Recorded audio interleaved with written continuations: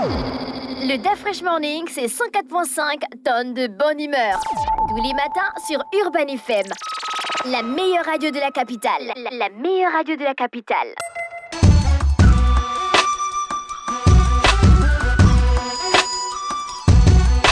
Sur les 104.5 Urban FM, la station urbaine dans le DAF Fresh Morning, on est avec Jean-Paul. Jean-Paul, bonjour. Bonjour la fraîche. Comment tu vas ce matin? Ça va, ça va. Il y a la forme? Oui, ça va. D'accord, ok. L'actualité internationale nous emmène où? Nous emmène au Moyen-Orient, précisément en Iran, où on a l'impression qu'il y a un second front qui semble s'ouvrir entre les Occidentaux et cette fois-ci l'Iran qui est également un allié de la Russie. Il faut savoir que ce nouveau front-là pourrait potentiellement aboutir à un conflit armé, comme c'est le cas actuellement en Ukraine. Et derrière ce conflit armé, il y aurait évidemment deux protagonistes que sont Israël et l'Iran, mais derrière, il y aura évidemment les actions de deux des principaux alliés de ces deux pays-là, la Russie pour l'Iran et Israël, les États-Unis pour Israël. Il faut savoir que la région est particulièrement tendue pour plusieurs raisons. La première, c'est d'abord le fait de programme nucléaire iranien qui inquiète les Occidentaux, et à juste titre, parce que évidemment les Occidentaux sont inquiets parce que les Occidentaux sont les alliés d'Israël et Israël est considéré par l'Iran comme étant son ennemi juré. Et donc, pour les Israéliens, le fait que l'Iran pourrait potentiellement détenir l'arme nucléaire représente un risque pour sa sécurité nationale, un risque même quasi existentiel. Et donc, pour les Israéliens, leurs alliés occidentaux, il est tout à fait, il faut tout mettre en œuvre pour empêcher justement à l'Iran de se doter de cette arme-là. Donc il y a le problème du programme iranien, il y a aussi les sanctions qui pèsent notamment sur l'Iran, des sanctions qui datent de 1979 mais qui avaient été levées à un moment en 2015 lorsque l'Iran et les États-Unis et les Occidentaux avaient trouvé un accord notamment sur la mise en œuvre de son programme nucléaire civil. Ces sanctions avaient été rétablies en 2016 par Donald Trump et donc depuis lors, en décembre 2022, il y avait eu une volonté de la part des Occidentaux sous l'impulsion des États-Unis, enfin ce qu'on appelle le quartet. D'abord, il y avait les États-Unis, la France, l'Angleterre et l'Allemagne. Donc, avec cela, avec le départ des États-Unis, reste le Royaume-Uni, la France et l'Allemagne.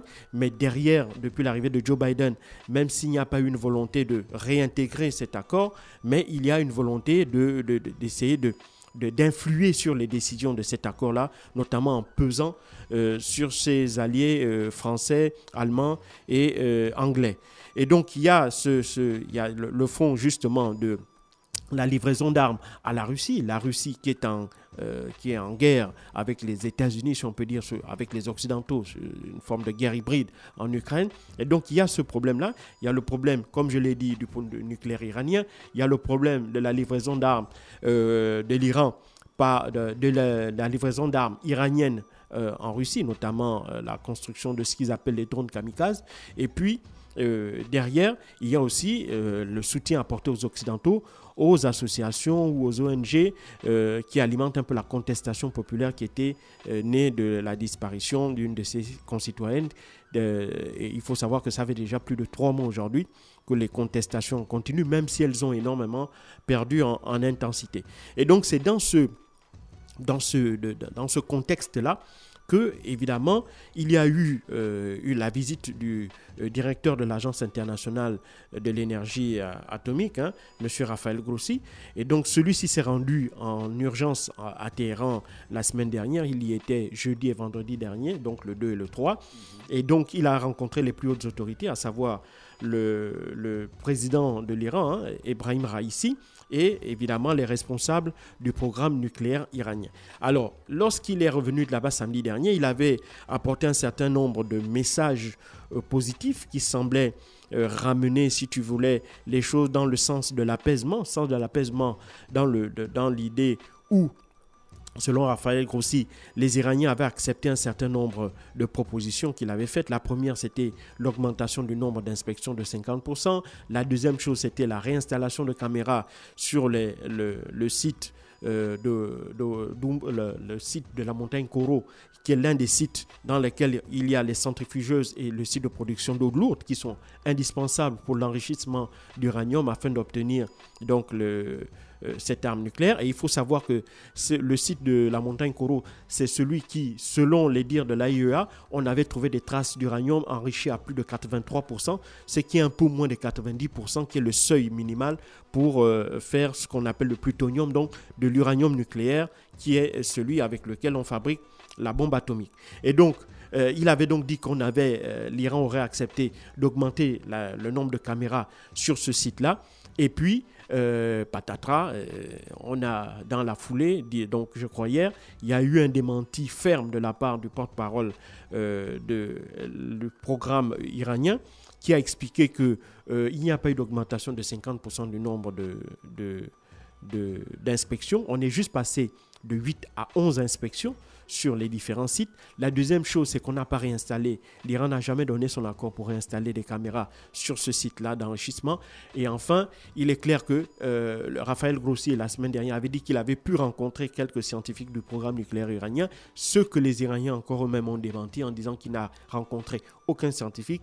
Et donc, ce qui met un peu à mal, si tu veux, la parole du directeur général de l'AIEA, et ça va en dire long sur le climat qui va prévaloir lors de la réunion des gouverneurs de l'Agence internationale de l'énergie atomique qui aura lieu cette semaine à Vienne en Autriche. Donc tout ça fait que derrière, selon toujours les accusations principalement des services de renseignement américains, l'Iran serait en train de continuer justement la production de son uranium enrichi et qu'il y aurait même un accord avec la Russie, c'est-à-dire que une partie de l'uranium qui a été enrichi sur le site d'Arak a été clandestinement transférée en Russie.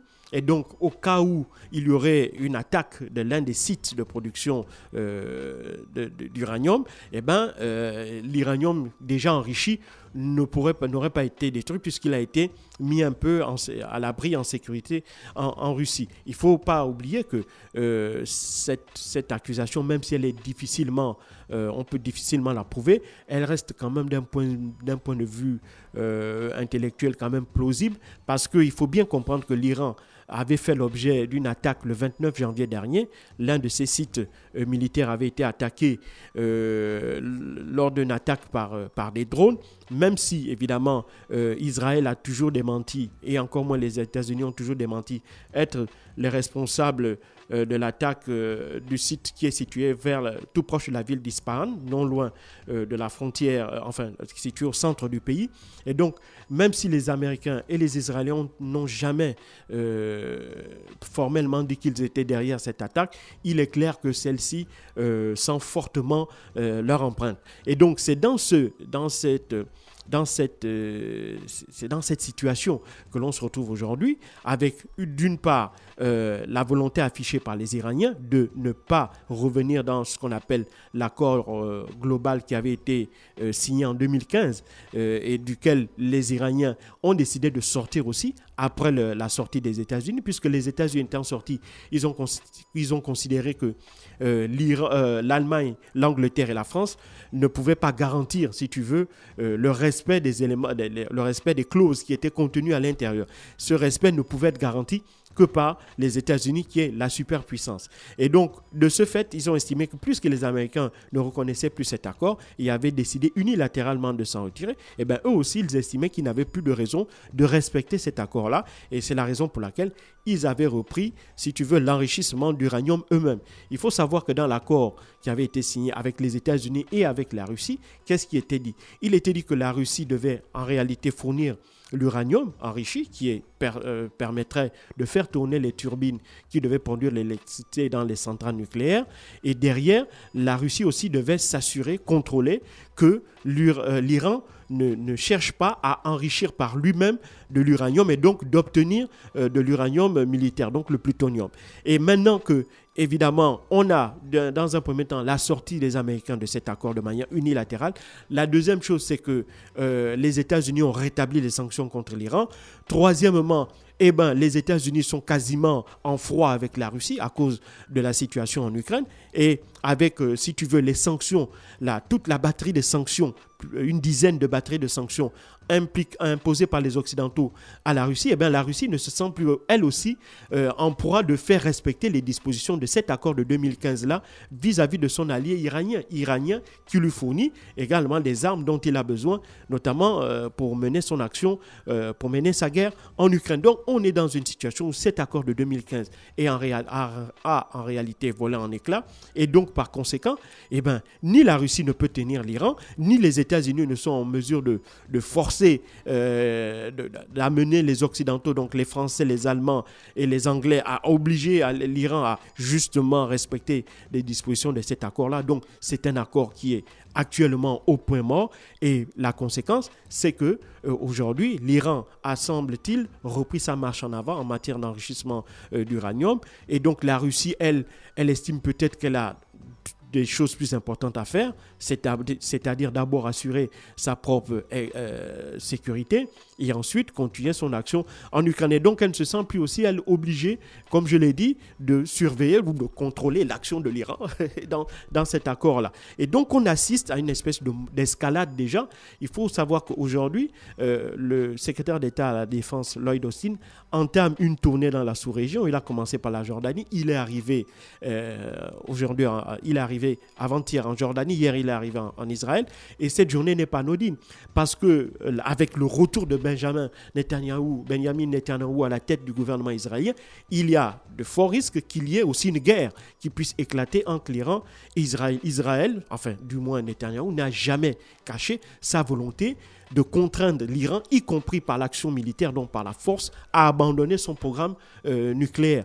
Donc, avec l'arrivée de Benjamin Netanyahou, avec cet accord sur le nucléaire iranien qui est au point mort, avec la Russie qui a décidé de ne plus de suivre un peu les États-Unis, de laisser l'Iran libre de ses actions en ce qui concerne la réalisation de son programme nucléaire, et bien entendu les Américains qui essayent par tous les moyens de faire infléchir l'Iran, tout en sachant que ça va être compliqué, puisque eux-mêmes, ils ont décidé de renier un accord sur lequel qu'ils avaient eux-mêmes paraphé.